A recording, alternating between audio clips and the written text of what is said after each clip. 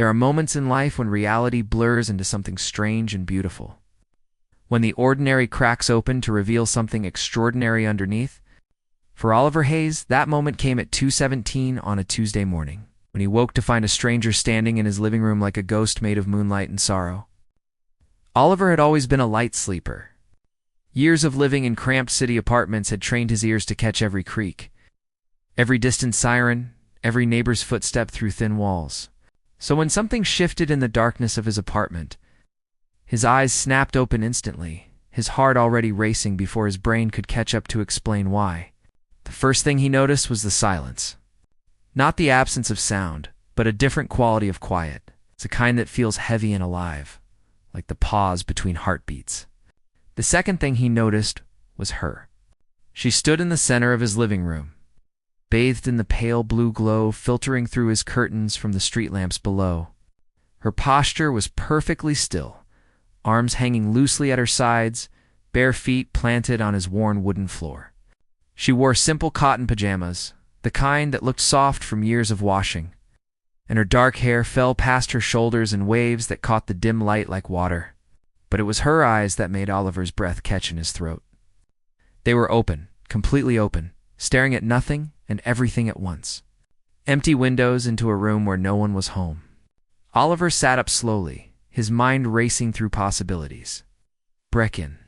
No, she wasn't carrying anything, wasn't moving, wasn't threatening. Drugs? Medical emergency? Prank? None of it made sense. His phone was on the nightstand, and his fingers itched to call someone, anyone, but something held him back. She looked so fragile standing there, like a porcelain doll someone had forgotten to put away, and he feared that any sudden movement might shatter whatever spell held her together. He swung his legs out of bed carefully, his feet finding the cool floor. The apartment was small enough that he could see his front door from the bedroom. It stood slightly ajar, swaying gently in the draft from the hallway. He always locked it. Always, except tonight apparently. He must have been more exhausted than he thought when he stumbled home from the late shift at the design studio. "Hello?" Oliver's voice came out rough and uncertain, barely above a whisper. The woman didn't react. Not a blink, not a twitch, not the slightest acknowledgement that she'd heard him. Her breathing was slow and even, almost peaceful, completely at odds with the strangeness of the situation. He moved closer, each step deliberate and quiet. In the better light, he could see her face more clearly. She was probably around his age, maybe younger. There was something familiar about her, a nagging sense that he'd seen her before, though he couldn't place where. Perhaps in the hallway, or the lobby, or the coffee shop on the corner where half the building seemed to get their morning caffeine fix. Oliver pulled out his phone and typed quickly into the search bar, his thumbs clumsy with adrenaline. Person walking around asleep, what to do, brought up exactly what he needed. Sleepwalking. Of course, the articles all said the same thing in bold, urgent letters. Do not wake them suddenly, do not startle them, do not shake them. Guide them gently back to bed. He looked at her again with new understanding. She was lost in whatever dream held her captive, wandering through his space like it was part of her own nocturnal landscape. His initial fear softened into something else, something closer to concern, mixed with an odd tenderness. "Okay," he whispered to himself, tucking his phone into his pocket. "Okay, let's get you home." Oliver reached out slowly and touched her elbow with just his fingertips, barely any pressure at all. "Let's go back to bed," he said softly, as if speaking to a child who needed comfort after a nightmare. To his amazement, she moved. Not with the jerky confusion of someone being woken, but with fluid obedience, as if some deep part of her brain recognized the instruction. She turned with him, her feet shuffling forward as he guided her toward the door. The hallway was empty and eerily quiet, lit only by the dim emergency lights that gave everything a sickly green tinge. Oliver realized he was barefoot too, the cold tile sending shivers up his legs. He noticed that the door to apartment 7A stood open just like his had been, a dark rectangle of invitation. That's where he'd seen her. His neighbor, the quiet woman who smiled politely when they passed but never stopped to chat. He guided her inside carefully, feeling like an intruder despite his good intentions. Her apartment was laid out exactly like his, but felt completely different. Where his walls were covered with posters and artwork, hers were bare and pale. Where he had books stacked on every surface and coffee cups forgotten on the windowsill, hers was meticulously clean but oddly impersonal. Like a hotel room waiting for its next guest. The bedroom was down the short hallway. Oliver could see the unmade bed through the open door, sheets twisted and pushed aside, evidence of restless sleep. He led her there gently, his hand barely touching her arm, and when they reached the bed, he guided her to sit. She settled onto the mattress without resistance, her body automatically curling onto its side as if returning to a familiar position. Oliver pulled the blanket over her shoulders, watching as her breathing deepened and her face relaxed into something more peaceful than the empty mask she'd worn in his living room. For a long moment, he just stood there, looking down at this stranger who'd wandered into his life so unexpectedly. In sleep, without that disturbing vacant stare, she looked younger, vulnerable, carrying some invisible weight that pressed on her even in dreams. Oliver backed out of the room quietly, closing her apartment door with a soft click. Back in his own space, he locked his door properly this time, checking it twice. But sleep wouldn't come. He lay in bed watching shadows move across his ceiling, his mind replaying those few surreal minutes over and over. When morning came and he left for work, he saw her in the hallway. She wore a simple gray dress and carried a canvas bag over her shoulder, her hair neatly brushed. She smiled at him, that same polite, distant smile, and said, "Good morning." "Good morning," Oliver replied, studying her face for any sign of recognition, any hint that she remembered their strange encounter. But there was nothing. Just a neighbor being neighborly, nothing more. She stepped into the elevator, and he followed, and they rode down in comfortable silence. When they reached the lobby, she gave him a small wave and headed left, toward the library 3 blocks away. He went right toward the design studio, and the secret settled into his chest like a stone, heavy and strange and somehow precious.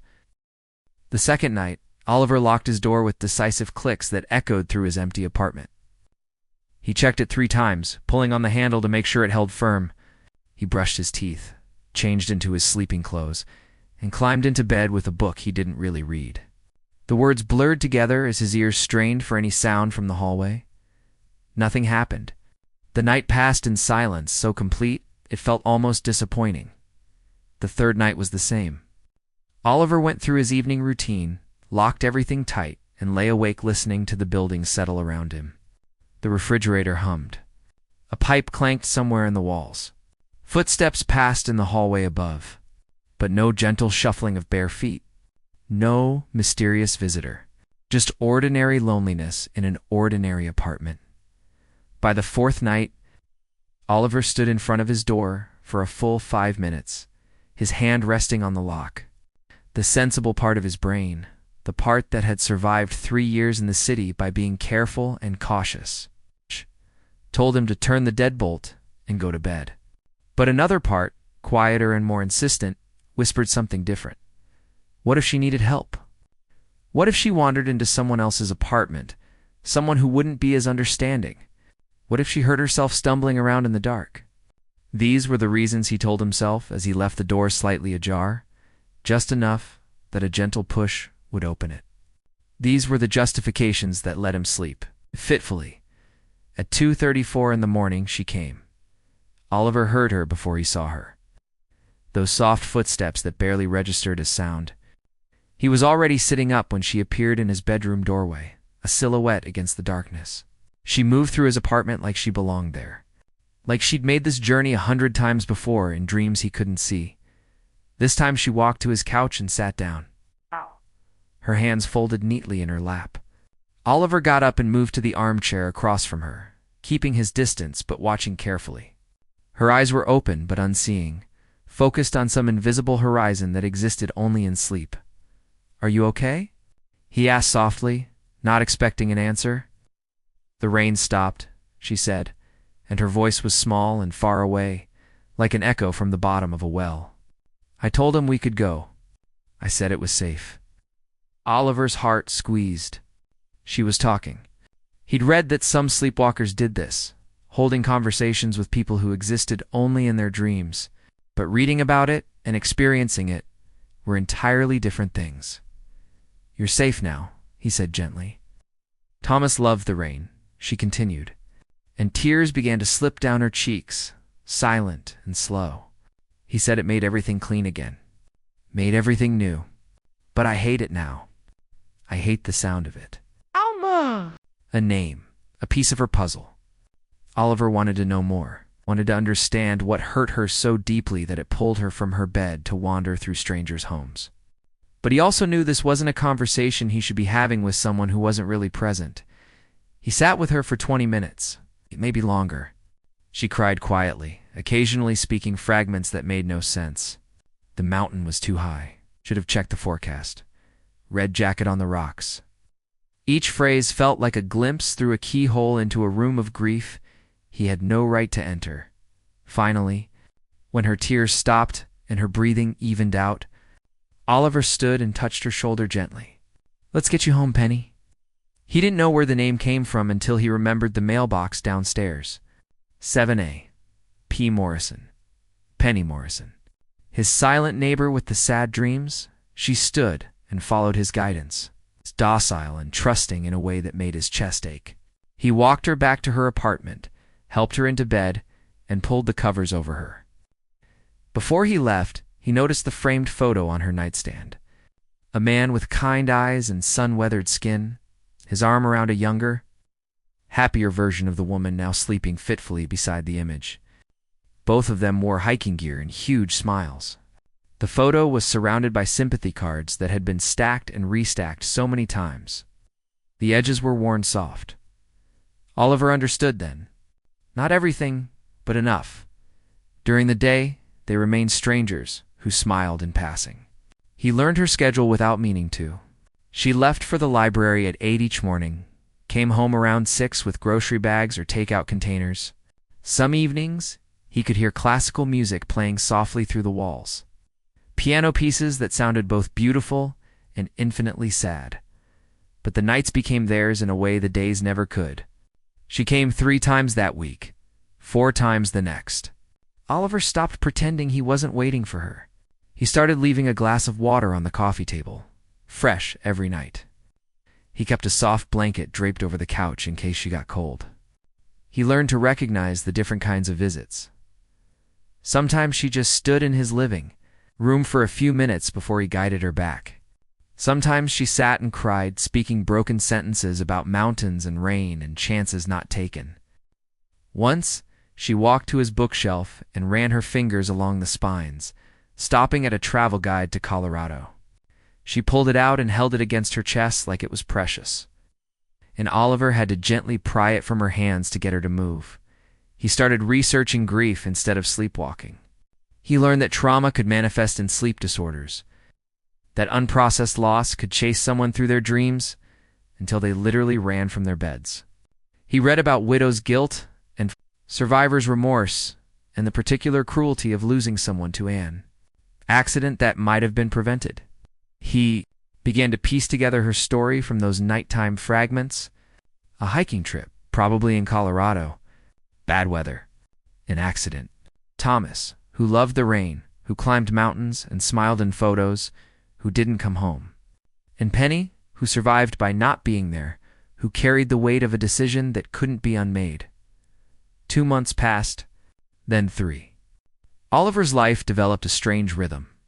During the day, he was a graphic designer who met deadlines and drank too much coffee and complained about his boss like everyone else. He dated occasionally, went out with friends from work, lived a normal life. But the nights were different. The nights he kept vigil for a woman who didn't know he existed beyond polite hallway greetings. He started to recognize something uncomfortable in himself. He looked forward to her visits more than he should. When 3 nights passed without her appearing, he felt oddly bereft, rejected even though he knew it was ridiculous. She wasn't choosing not to visit him. She didn't even know she was visiting him at all.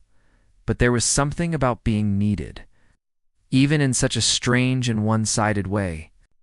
Something about being trusted, even by someone who had no conscious awareness of that trust. Oliver had moved to the city 3 years ago to escape a life that felt too small, relationships that felt too suffocating. He'd built himself a new existence based on independence and self-sufficiency. Yet here he was, arranging his life around the nocturnal wanderings of a grieving stranger. One night in the 4th month, she spoke more clearly than she ever had before. She was sitting on his couch, and he was in his usual spot in the armchair, when she turned her head slightly toward him. Her eyes were still vacant, still lost in sleep, but her words came out steady and sure. "Someone's there," she said. "In the dark, someone's there. I'm not alone anymore." Oliver's throat tightened. "No," he whispered. "You're not alone. It feels safer," she continued. "The dark feels safer when someone's there." He wanted to reach out, to take her hand, to tell her that she was safe and seen and valued. But he didn't, because that would be crossing a line, wouldn't it? She hadn't chosen this. Hadn't chosen him. She was vulnerable in a way that made any gesture feel like it might be taking advantage, even if his intentions were pure. Instead, he just said, "You're always safe here." She smiled then.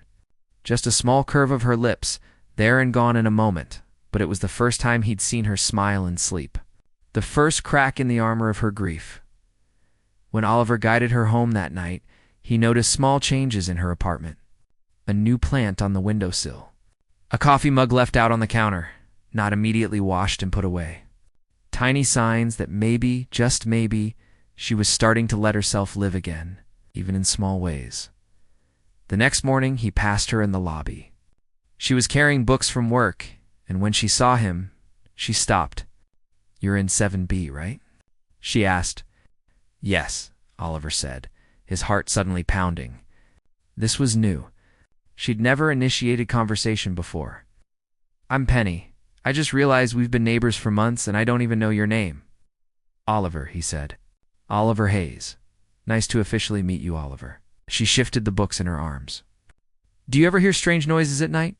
I could swear sometimes I hear footsteps in the hallway, but when I check, there's never anyone there." His mouth went dry. Did she suspect? "Old building," he managed. "Probably just the pipes settling." "What?" She nodded slowly, but there was something in her expression. A flicker of uncertainty that made him wonder what she remembered on some level she couldn't quite access. "Probably," she agreed. "Well, have a good day. You too?" He watched her walk away, and for the first time he seriously considered telling her the truth. Month 6 arrived with autumn, and the city transformed into shades of amber and rust. Oliver had stopped counting Penny's visits because they'd become as much a part of his routine as morning coffee or evening news. He no longer questioned the strangeness of it, the way caring for someone in secret had become the most meaningful part of his days, or rather his nights. But something was changing. He could feel it in the way she carried herself during their brief daylight encounters. She had grown slightly longer, slightly warmer. They'd graduated from polite nods to actual conversations about weather, about the building's quirky elevator, about the new coffee shop that had opened down the street. She smiled more easily now, though sadness still lingered in her eyes like morning fog that hadn't quite burned away. Her nighttime visits were changing too. She came less frequently, maybe twice a week instead of 4 or 5 times. When she did come, she seemed less distressed, as likely to cry or speak those broken fragments about rain and mountains and red jackets. Once, she even laughed in her sleep, sound so unexpected and bright that Oliver felt his own face break into a grin in response. He told himself this was good. This was healing. This was exactly what should happen. But a selfish part of him mourned each visit that didn't come. Each night his apartment remained empty of her quiet presence. It was a Thursday night in late October when everything changed. Oliver had dozed off on the couch, something he rarely allowed himself to do during his usual vigil. He woke to the sensation of being watched and found Penny standing over him. But this time her eyes were different. They were focused, present, aware. "Oliver." Her voice shook, and she wrapped her arms around herself. "Why am I in your apartment?" For a moment, he couldn't speak. His mind raced through explanations, excuses, anything that might make this less strange than it was. But looking at her frightened face, he knew there was only one option. The truth. You're sleepwalking, he said gently, sitting up slowly so as not to startle her. You've been sleepwalking into my apartment for about 6 months now. The color drained from her face. 6 months. She looked around his living room as if seeing it for the first time, which in a way, she was. 6 months? And you never told me? I didn't know how, Oliver admitted. At first, I didn't even know who you were. I just made sure you got back to your apartment safely. And then, I don't know, it just kept happening, and telling you seemed like it would make everything worse. Penny sat down heavily on the couch, her hands covering her face. Oh God, I'm so sorry. I'm so sorry. You must think I'm completely insane. I don't. Oliver moved to the armchair, giving her space. I think you're grieving. I think you've been through something terrible and your mind is trying to process it, the only way it knows how. She looked up at him, tears streaming down her face, but these were different from the ones she cried in sleep. These were conscious, aware, the tears of someone fully present in their pain. How did you know? You talk sometimes. In your sleep. About Thomas. About hiking. About rain. He paused. I'm sorry for your loss. A sob broke from her throat, and then she was crying in earnest, the kind of deep, body-shaking cries that come from releasing something held too long. Oliver wanted to comfort her, but wasn't sure if he should, if he had the right. They were still essentially strangers. Despite the strange intimacy of these past months, but then Penny spoke through her tears. Can you just sit here, please? I don't want to be alone right now. So he sat, and she cried, and slowly, haltingly, she began to talk. Not the fragmented sleep talk he was used to, but real conversation, real story. She told him about Thomas, her husband of 3 years, who'd loved mountains and adventure and pushing himself to see how high he could climb. She told him about the hiking trip he'd planned for their anniversary, how she'd been too exhausted from work to go, how she'd told him to go without her, because he deserved the adventure. It was supposed to rain, she said, her voice hollow. Everyone said it was supposed to rain, but the morning was beautiful, so he went anyway. And there was a flash flood. He tried to help another hiker who'd fallen, and the water just ... double quotes. She couldn't finish. It wasn't your fault, Oliver said. Ever. Everyone says that. My therapist says that. My family says that. But if I'd been there, maybe I could have stopped him from playing hero. Maybe I could have convinced him to turn back. Or maybe I'd have been swept away too, and then at least I wouldn't have to feel this way anymore. The rawness of her honesty hit Oliver like a physical blow. Have you thought about hurting yourself? No, she said quickly. Not like that. I just mean sometimes I feel so guilty for being alive when he's not. For eating breakfast and going to work and living a life he'll never get to finish. It feels wrong to keep going. Oliver understood that feeling more than she knew. He'd lost his younger brother to a car accident 5 years ago, been driving the car that got hit. He'd walked away with bruises while his brother bled out in the passenger seat. The guilt had nearly consumed him, had driven him to move across the country, to escape the constant reminders. Can I tell you something? He asked. Something I learned the hard way? She nodded, wiping her eyes with the sleeve of her pajamas. Surviving isn't a betrayal of the people we've lost. Living fully, finding joy again, that's not disrespectful to their memory. It's actually the greatest honor we can give them. Because they don't get to keep living, so we have to do it for them. We have to soak up all the sunlight and beauty and weird little moments they're missing.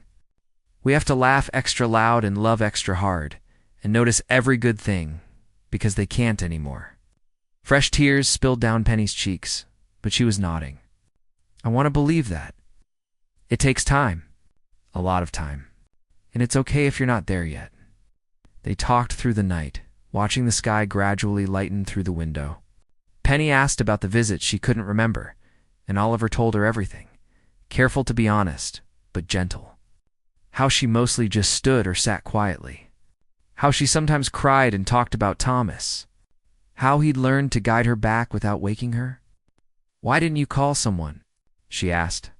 The police or building management or something? Oliver thought about it. I guess I felt like you were safe with me. Like you needed someone to just let you be sad without trying to fix it or make it better. And selfishly, I think I needed it too. I've been pretty lonely since I moved here. Taking care of you, even in that strange way, made me feel less alone. Penny reached across the space between them and took his hand. Her fingers were warm and very real, so different from the sleep-soft touches he was used to. "Thank you," she said, "for keeping me safe, for not making me feel crazy or broken, for just being there." As dawn broke fully over the city, painting his apartment in shades of pink and gold, they made coffee and talked more. Penny told him about her job at the library, how she'd been working with children's reading programs before Thomas died but had requested a transfer to the quiet of the archives because she couldn't handle the noise and chaos anymore. Oliver told her about his design work, about the brother he'd lost, about the guilt that had shaped his entire adult life. They discovered they both loved old movies, both hated cilantro. Both had the same habit of reading the last page of a book first to prepare themselves emotionally. These small connections felt profound in their ordinariness, threads of similarity that wove between their separate griefs. "I should probably see my therapist about the sleepwalking," Penny said eventually. "Now that I know it's happening." "Probably a good idea," Oliver agreed, "though I'll miss the company." Strange as that sounds. She smiled, and it reached her eyes this time. "Maybe we could try being friends when we're both conscious? Grab coffee sometime? I could use someone who understands. I'd like that." Over the following weeks, Penny's nighttime visits decreased as she worked with her therapist and adjusted her medication. But their daytime friendship grew. They started having coffee every Saturday morning, a ritual that felt both new and comfortable, like putting on a sweater you forgot you owned. They went to movies, walked through parks, turning gold with autumn, had dinner at quiet restaurants where they could talk for hours. Penny slowly began to return to life. She took a pottery class, something she'd always wanted to try. She reconnected with friends she'd been avoiding. She started wearing colors again, instead of the grays and blacks that had filled her wardrobe after Thomas died. And Oliver found himself opening up too, letting someone past the careful walls he'd built around his own grief. The last time Penny sleepwalked into his apartment was in December, nearly 7 months after the first visit. Oliver woke to find her standing by his bookshelf, and he got up carefully, preparing to guide her home. But before he could reach her, she turned, and her eyes were closed this time, peaceful in true sleep, rather than that disturbing, vacant stare. "Thank you," she whispered, the words barely audible, "for being my light in the dark." Then she turned and walked back to her own apartment, navigating the path she'd taken so many times before. Oliver followed at a distance to make sure she was safe, but she found her way home on her own, closing her door softly behind her. The next morning, when they met for their regular Saturday coffee, Penny was bright-eyed and smiling. "I slept through the whole night," she said. "First time in months, no wandering, no nightmares. It feels like maybe I'm finally starting to heal." Oliver smiled back, genuinely happy for her, despite the small ache in his chest. "That's wonderful. I had a dream, though," she continued, "about saying goodbye to someone. Not Thomas. Someone else. Someone who was there when I needed them, but that I couldn't quite see clearly." She looked at him thoughtfully. "Isn't that strange?" "Not strange at all," Oliver said. "Sometimes the most important people in our lives are the ones who show up in unexpected ways." They sat in comfortable silence for a moment, watching the city move around them, two people learning slowly to carry their losses without being crushed by them. Learning that healing doesn't mean forgetting, and that sometimes the most profound connections are the ones that begin in darkness and gradually find their way toward light. Penny reached across the table and squeezed his hand. "I'm glad you're my friend, Oliver Hayes." "I'm glad you're mine too, Penny Morrison," in that simple exchange. In the warm coffee shop with morning sun streaming through the windows, they both understood that some stories don't have neat endings. Some wounds take years to heal. Some losses never fully leave us. But we survive them anyway. Sometimes with the help of unexpected kindness from unexpected people who keep us safe when we cannot keep ourselves safe. who hold our secrets gently, and who remind us that even in our darkest wanderings, we are never truly alone.